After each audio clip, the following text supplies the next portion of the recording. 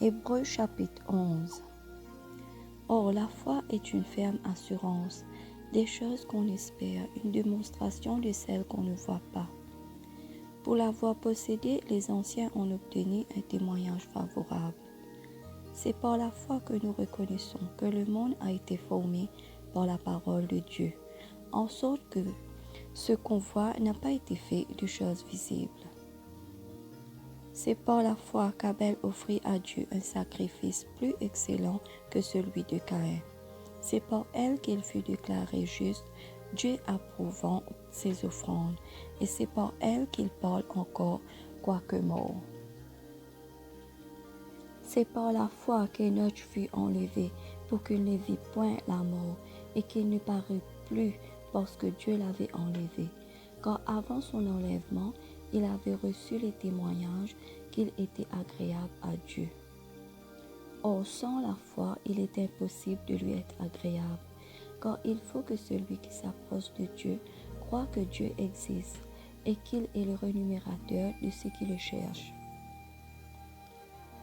C'est par la foi que Noé, divinement averti des choses qu'on ne voyait pas encore, et saisi d'une crainte respectueuse, construisit une arche pour sauver sa famille. C'est par elle qu'il condamna le monde et devint héritier de la justice qui s'obtient par la foi. C'est par la foi qu'Abraham, lors de sa vocation, obéit et partit pour un lieu qu'il devait recevoir en héritage, et qu'il partit sans savoir où il allait. C'est par la foi qu'il vint s'établir dans la terre promise, comme dans une terre étrangère, habitant sous des tentes, ainsi qu'Isaac et Jacob, les co-héritiers de la même promesse, car il attendait la cité qui a de solides fondements, celle dont Dieu est l'architecte et le constructeur. C'est par la foi que Sarah elle-même, malgré son âge avancé, fut rendue capable d'avoir une postérité, parce qu'elle crut à la fidélité de celui qui avait fait la promesse.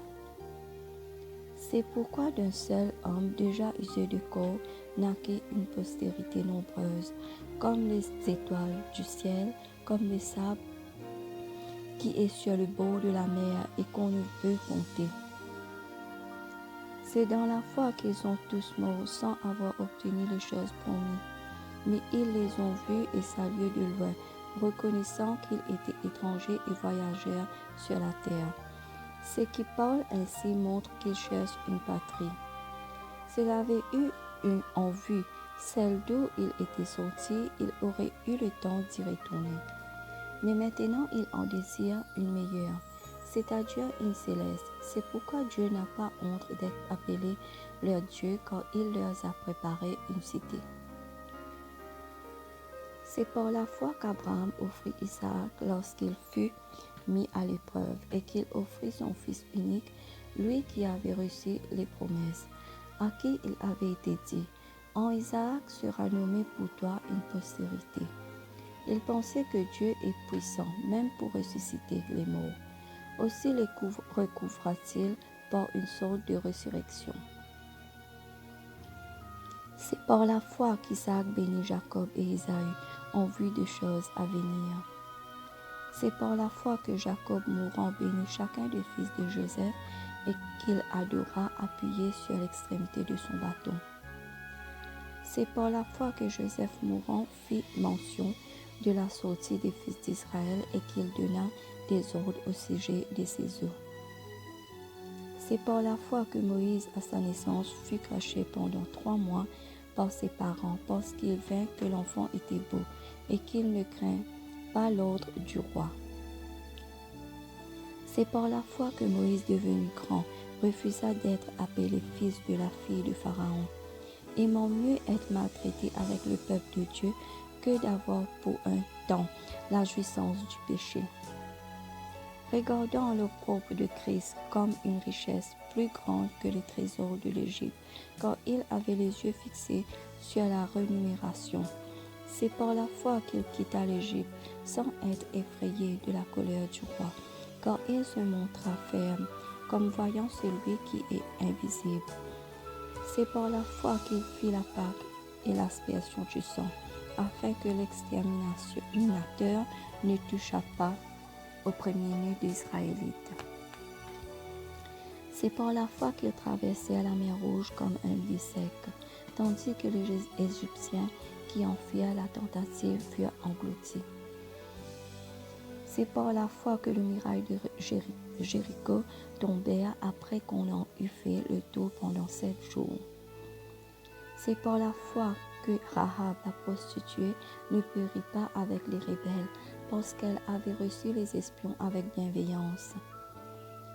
Et que dirais-je encore, car le temps me manque pour parler de Gédéon, de Barak, de Samson, de Jephthé, de David, de Samuel et des prophètes, qui par la foi vainquirent des royaumes, exercèrent la justice, obtinrent de promesses, fermèrent la gueule des lions, éteignèrent la puissance du feu, échappèrent aux tranchants de l'épée, guérirent de leur maladie, furent veillants à la guerre, mirent en fuite des armées étrangères. Des femmes recouvrèrent leur mort par la résurrection, d'autres furent livrées au tourment et n'acceptèrent point de délivrance, afin d'obtenir une meilleure résurrection. D'autres subirent les moqueries et le fouet, les chaînes et la prison. Ils furent lapidés, sciés, torturés, ils moururent tués par l'épée, ils allèrent çà et là, vêtus de peau de brebis et de peau de chèvre, de lieu de toute persécutés, maltraités. Eux donc le monde n'était pas digne, errant dans les déserts et les montagnes, dans les cavernes et les antres de la terre. Tout cela à la fois desquels il a été rendu témoignage, n'ont pas obtenu ce qui leur était promis. Dieu ayant en vue quelque chose de meilleur pour nous, afin qu'il ne parvint pas sans nous à la perfection. Amen.